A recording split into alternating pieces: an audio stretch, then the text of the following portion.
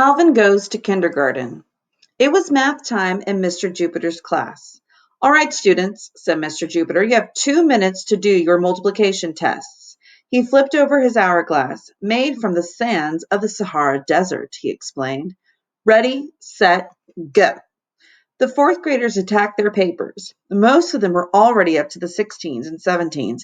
Emberley was on the 29s. Stanford was on the 34s. Calvin Tallywong was still on the 3s. Calvin looked down at his test paper and started writing the answers. 3 times 1 equals 3. That was easy enough. 3 times 2 equals 6. That wasn't bad either. But what about 3 times 7 or 3 times 9 or 3 times 12? Calvin stuck his pencil in his mouth and gnawed at the eraser. He knew he shouldn't. He knew he was going to need that eraser very soon, but he couldn't help it. When he was nervous, he chewed, and multiplication made him very nervous. 3 times 3, 9. Yes, definitely, probably, maybe 9. 3 times 4 equals 14. No, that didn't look right. He tried to erase the answer, but ended up with gooey, wet smear. Calvin sighed. Even if he had managed to learn the 3s, there were still the 4s to struggle through, and the 7s, and the 9s, and the numbers stretched to infinity. Calvin felt the weight of all those numbers pressing down on him. It felt like the weight of the world. Time, called Mr. Jupiter. Pass your test forward, please. Across the room, Calvin's best friend, Humphrey, punched his fist into the air. Calvin knew Humphrey had passed his 14s. Behind him, Stanford raised his hand. Mr. Jupiter, he said, I think I passed my 34s. May I stay after school and do my 35s and 36s? Show off, muttered Calvin under his breath, and he chewed and swallowed more of his eraser. Then he laid his head on his desk. Why do I have to be in fourth grade? Oh my gosh, he moaned softly to himself. It's too hard. Did you say something, Calvin? Asked Mr. Jupiter. Calvin looked up and shook his head. But to himself he said, I wish I was in kindergarten again, where the school was fun and easy. Zacrack! The loudspeaker buzzed and crackled. Then Mrs. Shorthand's disembodied voice filled the room. Mr. Jupiter, come in. Mr. Jupiter. The class giggled. Before becoming the school secretary, Mrs. Shorthand had been an air traffic controller. I read you loud and clear, Mrs. Shorthand, said Mr. Jupiter. Go ahead. Miss Fairchild needs a student helper in kindergarten class on the double. Do you roger that? I roger, replied Mr. Jupiter. Help is on the way. Zacrack! The loudspeaker buzzed and crackled off. Mr. Jupiter looked out across his classroom. Who would like to be a student helper this morning? Me, said Jackie. Me, repeated Humphrey. Ooh, grunted Ham. He stretched his hand toward the ceiling. Ooh, ooh, ooh. Mr. Jupiter looked past the boys. His gaze fell on Calvin, who was still resting his head and gnawing on his eraser. Calvin, you may go to kindergarten. The rest of you, please take out your arithmetic books and turn to page 1026. Calvin took the pencil out of his mouth, tucked it in his shirt pocket, and he walked down the hall to the kindergarten room. The kindergartners were sitting on the carpet when he arrived. They turned to stare at him as he stepped through the door. I'm Calvin, said Calvin. Of course you are, chirped Miss Fairchild. A wide, white-toothed smile spread across her cheeks as she turned to her students and clapped her hands. Class, let's sing hello to Calvin. 17 kindergartners burst into song. Hello, hello, and how are you? We like you, and we hope you like us too. Calvin's cheeks turned pink. I'm your helper, he explained. And such a big helper, too, said Mrs. Fairchild. I bet you're the biggest kindergartner in the whole school. No, stammered Calvin. I'm a fourth grader. Oh, you silly Billy, said Miss Fairchild. Class, isn't Calvin a silly Billy? Yes, chimed the class. They all smiled at him. Calvin suddenly felt very confused and very nervous. He pulled out his pencil and chewed on the eraser. "Oh, dear," said Miss Fairchild. "Boys and girls, can you tell Calvin our rule about pencils?" "No chewing," they chimed. Miss Fairchild beamed. "That's right. Chewing is for beavers. Now put your pencil away and come sit down." For a second, Calvin stood there, uncertain. Then he shrugged. Circle time beat math time any time. Sticking the pencil back in his pocket, he moved toward the carpet. "Wait!" shrieked a little girl. "That boy isn't wearing a bus." A yellow construction paper bus hung from a string around her neck. It read Emily. "He can't sit down if he does not wearing a bus." "Yeah," said a boy whose bus identified him as Mikey. "He has to have a bus." "That's okay," said Alvin. "I don't need a bus." "Yes, you do," said Mikey. "That's the rule." "Mikey's right," Calvin chirped Miss Fairchild. "All kindergartners wear buses." "But I'm a fourth grader," said Calvin. Miss Fairchild didn't hear. She was too busy cutting a school bus out of yellow construction paper. "There now, all this bus needs is a name. Can you spell your name?" "Of course I can," said Calvin indignantly. "What letter does it start with?" asked Miss Fairchild. "C," said Calvin. "C!" exclaimed Miss Fairchild. "What a wonderful letter! Class, can you make the sound of the letter C?" Like a flock of crows, the kindergartners cried, "Ca ca ca ca ca ca ca!" Calvin felt his cheeks grow even hotter. Mrs. Fairchild clapped her hands. "Very good," she gushed. She wrote a big letter C on Calvin's school bus, then asked, "Do you know what letter comes next? Sound it out if you need to." "A," answered Calvin. "The next letter is A, followed by an L and a V and an I and an N. Calvin." Miss Fairchild beamed again. "Did you hear that, class? Calvin has learned to spell his name. Let's give him 3 cheers. Ready? Hip, hip, hooray!" chimed the kindergartners. "Hip, hip, hooray! Hip, hip, hooray!" Multiplication tables, thought Calvin, were starting to sound and look pretty good.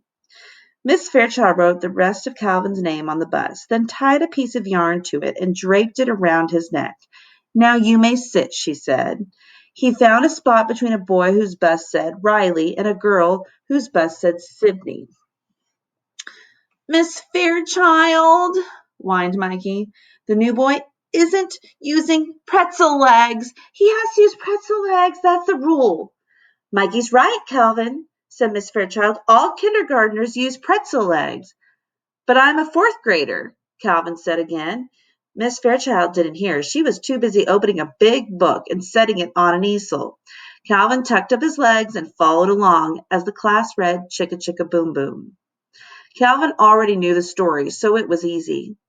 Next, they recited the days of the week. That was easy too. Even math time was easy. 1 cookie plus 1 cookie equals how many cookies, class? Asked Miss Fairchild. The kindergartners were puzzled, but not Calvin. 2, he cried, 2 cookies. Very good, gushed Miss Fairchild. Calvin grinned. Math should always be this easy. School should always be this easy. Then Miss Fairchild clapped her hands again. "Boys and girls, let's end circle time with something special, the squirrel dance." 17 eager kindergartners leaped to their feet. Wrinkling their little noses and wiggling their bottoms, they chanted, gray squirrel, push your bushy tail. Gray squirrel, swish your bushy tail. Wrinkle up your little nose, hold the neck between your toes. Gray squirrel, swish your bushy tail." Suddenly, Mikey pointed an accusing finger. "Miss Fairchild," he whined. "Calvin didn't swish his bushy tail. He has to swish his bushy tail. That's the rule." All eyes fell on Calvin.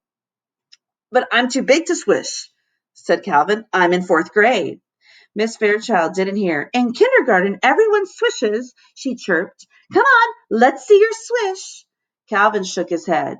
"Like this," said Miss Fairchild. She wiggled her ample bottom. "See?" No, said Calvin. Don't be shy, coaxed Miss Fairchild. Just swish. Swish, whined Mikey. Swish, shrieked Emily. Swish, swish, swish, swish, swish, chimed the rest of the class. We're not leaving the carpet until you do, chirped Miss Fairchild, and she smiled encouragingly. And Calvin gave in. I hope Humphrey never finds out about this, he thought, as he wiggled his hips and wrinkled his nose and pretended to hold a nut. I hope he never knows I swished my bushy tail. Thinking about Humphrey made Calvin wonder what the rest of his class was doing. Were they reviewing the times tables, learning fractions, doing advanced calculus? Calvin was pretty sure they weren't reciting the days of the week or doing the squirrel dance. Maybe, thought Calvin, kindergarten's a little too easy. Maybe. Miss Fairchild clapped her hands, interrupting thought. Snack time, she said. Everyone, take a seat at the table. Snack time? All thoughts of fourth grade vanished as Calvin headed for the table. Avoiding the swish-demanding Mikey, he took a seat between a boy with a buzz cut, whose school bus read Victor, and a girl holding a beanbag platypus. Her school bus said Alicia. Victor turned and stared at Calvin. Calvin stared back. Victor stuck a pudgy finger up his nostril. Calvin looked away. Miss Fairchild sang out, Who wants a yummy cheese stick and a box of raisins? She passed out the snack. Victor took his finger out of his nose and stuck it into the box of raisins. I'm picking a winner, he announced, and he pulled out a plump raisin. For one moment, he balanced it on the very tip of his nose finger, and then pop!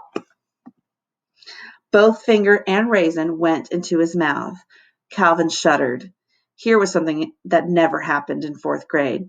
Peck, peck. On the other side, Alicia made her beanbag platypus waddle across the table. It attacked Calvin's napkin with his plastic bill. It lunged at his cheese stick. It nipped at his raisin box. Here was something else that never happened in fourth grade. The platypus whirled on Emily, sitting only a few seats away. Peck, peck, peck. It bit Emily's hand. Emily started to cry. Miss Fairchild rushed over. Where are our table manners, children? She asked. Victor, no picking. Picking is for chickens. Alicia, no pecking. Pecking is for woodpeckers and Emily. She patted the sobbing girl's back. There. It's not a real bill. At the next table, Mikey leaped up from his chair and started swishing again. But this time he wasn't doing the squirrel dance. He was doing the potty dance. Miss Fairchild, he whined. I have to go. I have to. Uh-oh. Disgusted, Calvin watched as a puddle formed around Mikey's left shoe. Here was something else that definitely never happened in fourth grade. Mikey's lips trembled. His eyes grew as wet as his pants. He started to cry. Emily joined him, louder than before. Victor stuck his finger back in his nose. Elise's platypus pecked Sydney, and the girl sitting across from Calvin went berserk. I want to go! I want my mommy! Mommy! Chanted the rest of the class. Next to Calvin, Victor calmly transferred his finger into the other nostril. Help, thought Calvin. I'm trapped in kindergarten. He imagined the peace and tranquility of his fourth grade classroom. Everyone sitting quietly at their desk memorizing their multiplication tables. It was a beautiful thought. I wish I was in fourth grade again, whispered Calvin. Crack! Miss Fairchild, come in. Miss Fairchild, can you send Calvin Tallywong to fourth grade, please? Over and out. Calvin didn't hesitate. He ripped off his school bus and ran for the door, down the hall toward his own classroom. He was ready to tackle the threes, the fours, the multiplication tables into infinity. Nothing was too hard. No siree. Excitingly, Calvin burst through the door, then skittered to a stop. What was going on? Why was the whole class standing and wrinkling their nose and wiggling their bottoms? Humphrey waved. Hey, Calvin, you're just in time. Look at what Mr. Jupiter taught us.